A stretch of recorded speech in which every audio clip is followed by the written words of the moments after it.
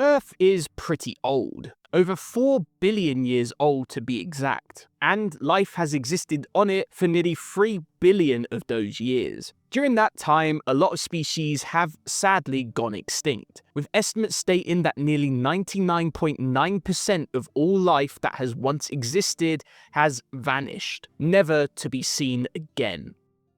Or so we think, because on rare occasions, species that were once thought to be lost to time have made a dramatic return. These are what are known as Lazarus taxa, organisms that seemingly vanished from the fossil record only to appear much later. Or in other cases, organisms that were first thought to be extinct when described that are later found to be alive and kicking, which happens a lot more than you may think. For example, take possibly the most famous example of a Lazarus taxon, the Coelacanth. These heavily built fish belong to the family Sarcopterygi, otherwise known as lobe-finned fish, which is the same group that all living four-legged vertebrates descended from. These fish, however, aren't our direct ancestors, splitting off sometime during the Silurian period, with the oldest known member of this group being dated to the early Devonian. From here, they survived until the Cretaceous period before vanishing from the fossil record, going extinct along with the non-avian dinosaurs. At least, that's what we originally thought.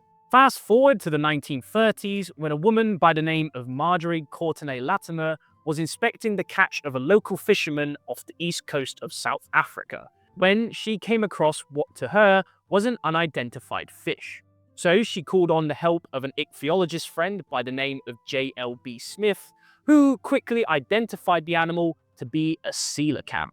This was quite the discovery, and for her efforts, this new species was given the genus name Latimeria by Smith, in honor of Marjorie. Since then, coelacanths have been found all across the east coast of Africa, from South Africa to the Comoros Islands. Then, in 1990, another specimen was collected from Indonesia, which turned out to be an entirely new species from the one in Africa. So, where had these fish been hanging out for over 60 million years? Well, see, these fish live at depths of over 300 feet, and only come out during the night to feed, spending the daytime resting in caves. So, as you can imagine, not many humans get to see them at this depth or time. Still, we should be thankful to have such an amazing creature, particularly after thinking we had lost it for over 100 years. But sometimes it doesn't take that long to rediscover a supposedly extinct species. As is the case for our next animal, it took only 4 years to realize it wasn't dead. Meet the bush dog. This little canid is found across most of South America and is one of the least studied members of the family Canidae, due to how rarely they are sighted. This rarity probably explains the little mix-up that landed this species as a Lazarus taxon. In 1839, a man named Peter Wilhelm Lund found the remains of this animal in a cave in Brazil, giving it the genus name of Styloichthys, meaning cave dog, in reference to where they were found. In reality though, this animal spends no time in such places. So it was believed that these fossils represented an extinct canine. However, just 4 years later, Mr. Lund went on to describe a living member of this extinct species. However, he failed to realize that they were the same animal, giving this living member its own genus name. It wasn't until the 20th century when this little mishap was pointed out, and with that, the genus Styloichthys was resurrected from the grave, even though it had never actually died off. However, the bush dog isn't the only South American mammal that was once thought to be extinct, as the Peruvian yellow-tailed woolly monkey is in a similar situation. This species of monkey belongs to the group known as Lagophrix, aka the woolly monkeys, a group that is known for their dense fur that, in the case of our Peruvian friend, is a dark copper color that becomes yellow on the lower tail. This fur for a long time was the only evidence of this monkey's existence, as it was first described in 1812 by Alexander von Humboldt from a hide that some guy was using as a horse saddle. Over the next 100 years, the monkey was sighted only a handful of times, with the last one coming in 1926. After this, the species was deemed extinct. That was until scientists rediscovered the species in the 1970s, through, of all things, the illegal pet trade. In 1974, a team set out to see if the species was indeed still extinct, and near the town of Chachapoya, Peru, they met a man who had a juvenile as a pet.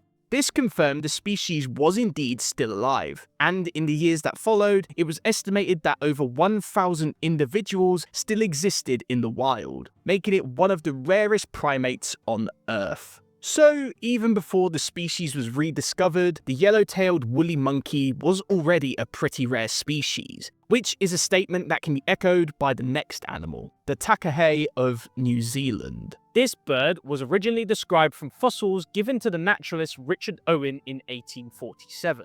So it was already on rocky ground as to whether or not it was still alive. But 3 years later, one was seen alive. However, it was only seen alive for a short while.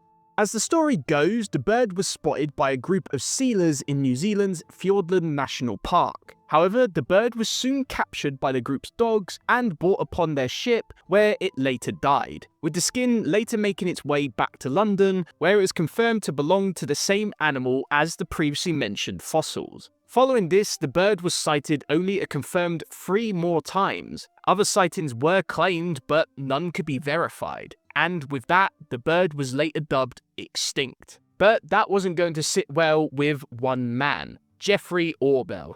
In 1948, he led a team of 4 to what would later be called Lake Aurbel to look for the bird, following up on a discovery he made of some mysterious footprints and calls he had heard in the area. Fortunately, he was right to do so, as on this expedition, the team came across a pair of birds along the lake's shore, confirming that the bird was still alive in this region. Following this rediscovery, the bird became the center of public interest, causing conservation programs to be set up for the bird. However, these programs didn't go as planned, as the bird population dropped from around 400 at the time of its rediscovery to 118 in 1982. This was found to be due to competition from domestic deer in the local area feeding on their food. Fortunately for the bird, organised deer hunts have seen a drop in red deer populations in the area. So hopefully we will see an increase in this bird's numbers over the coming years, ensuring this species is indeed back from the dead. However, not every animal that goes extinct is fortunate enough to come back. Some are truly lost to time, which is a shame because some are truly bizarre.